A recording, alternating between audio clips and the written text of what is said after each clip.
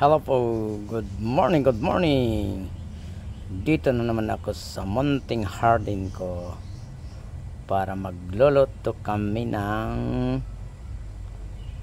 ginataang sigarilyas o parlang. Kapang kasi nga sa Ilocano rin yun.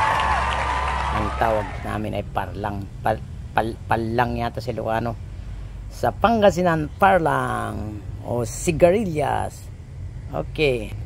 Charan, ito po ang sigarilyas na violet. Violet na sigarilyas. Ito naman din ang sigarilyas na verde. Yan po yan, sigarilyas yan. At saka sabi ni Madam Alma, yung chef cook natin, lalagyan daw natin ng burak, yung bulaklak ng kalabasa. Hugan natin ng yung natira pang dangos kahapon. Okay, leftover na tinatawag. At syempre yung gata natin isa lang, kasi ito magata gata isa lang, isang gata lang, isang basong gata yan, yung pinapispis ano ko sa pispisan ng pinapiga ko pala doon sa palengke nung isang araw. Okay, at syempre yung ahos, yung lalaki ng ahos, so bawang dito sa Pinas malalaki na rin yan, yan, at loya at saka siling yan. Okay, yan po ang menu for today. Habang hinintay ko si Madam Alma, nag-iihaw ako ng talong, fresh talong. Okay, mamaya ulit kung paano iluto natin ang sigarilyas na ginataan. Amigos, amigas,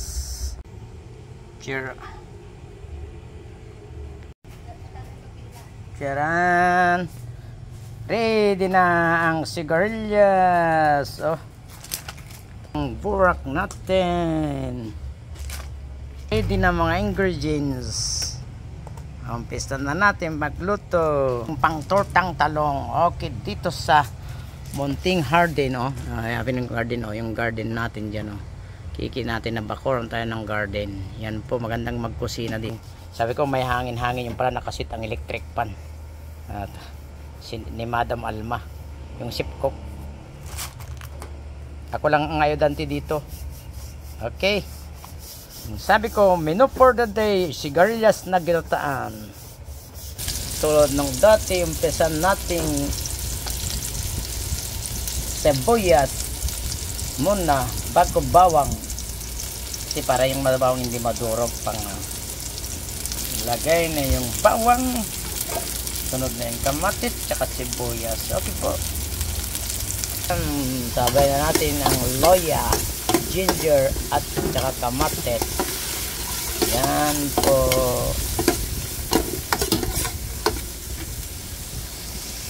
Yan na po, nilagay na natin yung sigarilyas saka yung sahog niyang bango, sigarilyas. Lagyan muna natin ng asin na lang, walang patis, asin. Yan po.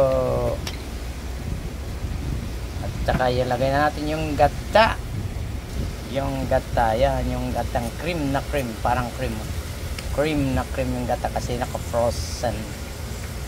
Yan po ang sigarilyas con gata. Tingnan natin ang resulta.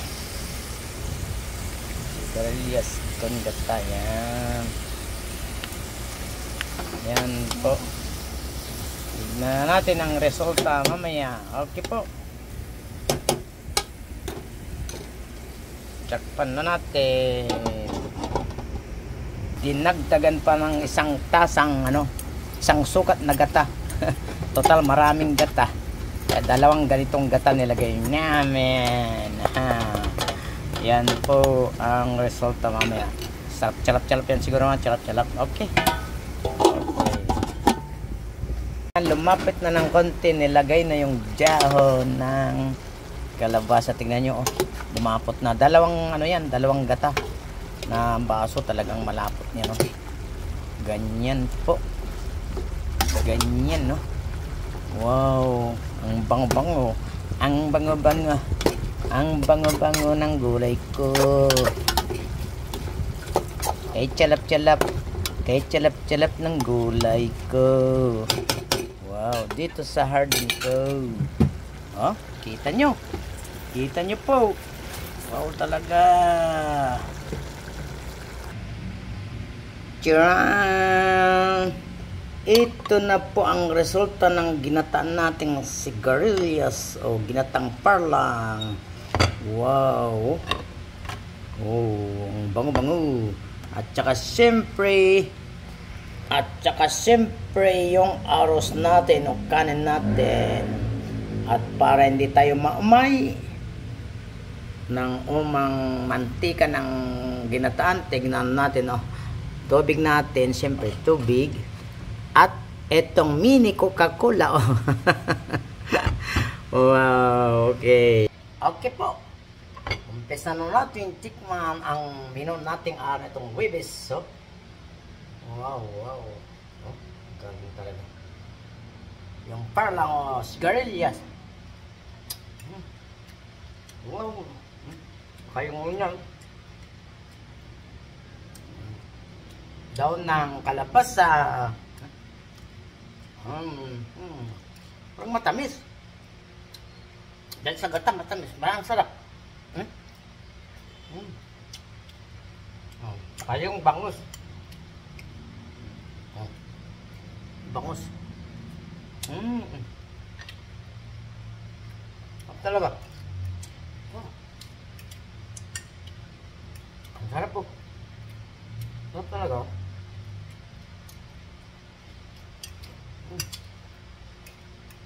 Lalong luya.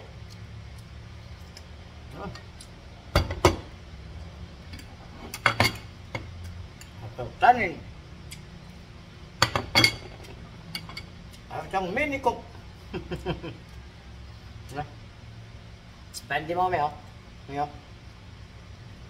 oh, may isang may tunog pang ganda.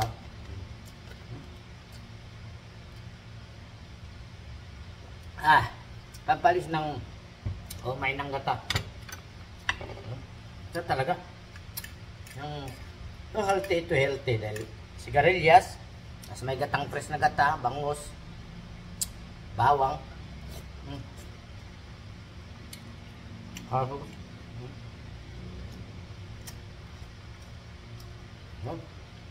Okay.